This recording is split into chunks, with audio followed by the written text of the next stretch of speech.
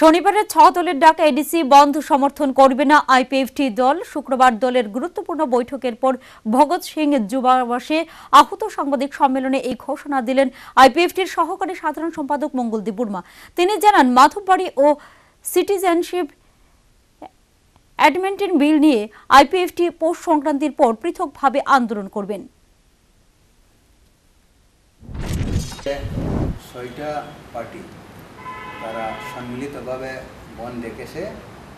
ওইখানে আমরা আইপিএফটির পক্ষ থেকে আমরা এটাই ডিসিশন নিয়েছি, ওই বনে আমরা সমর্থন করছি না, না মোরাল সাপোর্ট না ফিজিক্যালি সাপোর্ট।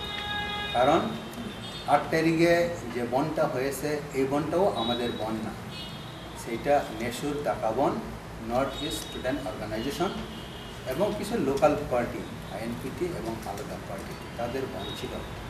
তারা বন ডেকেছে কিন্তু নেতৃত্ব তারা দেয়নি, পিকেটারদেরকে বসিয়েছে কিন্তু তাদেরকে কন্ট্রোল করেনি। এই হিসাবে জনগণ হয়রানি হয়েছে, গুলি খেতে হয়েছে, মারমোরা খেতে হয়েছে। এখন আবার তারাই বন ডেকেছে।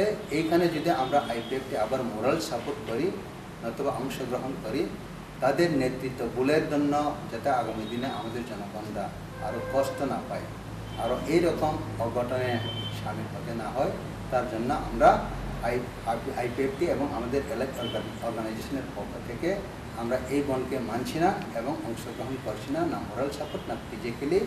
আমরা আলাদাভাবে এককভাবে আইপিএফটি পার্টির হয়ে বন ডাকবো, প্রয়োজনে হাঙ্গার স্ট্রাইক করবো, প্রয়োজনে সিটিং ডেমনস্ট্রেশন করবো রিগার্ডিং সিটিজেনশিপ অ্যামেন্ডমেন্ট বিল এবং এই 8 তারিখের ঘটনার প্রতিবাদ।